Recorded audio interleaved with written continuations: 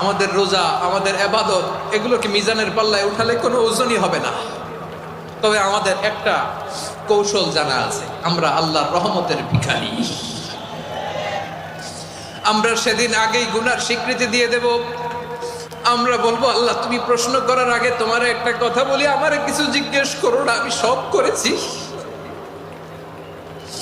এমন কোন পাপ নাই যে পাপ আমারে দিয়ে হয় নাই। তোমার রহমত দিয়ে তুমি জান্নাতে পাঠাবা, তোমার দয়ায় জান্নাতে যেতে চাই, আমল দিয়ে না। পারবেন বলতে? কিয়ামতের দিন আমরা বলবো, আল্লাহ আমার আমল দিয়ে জান্নাত চাই না, আমি তোমার দয়া দিয়ে জান্নাত চাই। তোমার দয়া ছাড়া আমার কোনো উপায় নাই।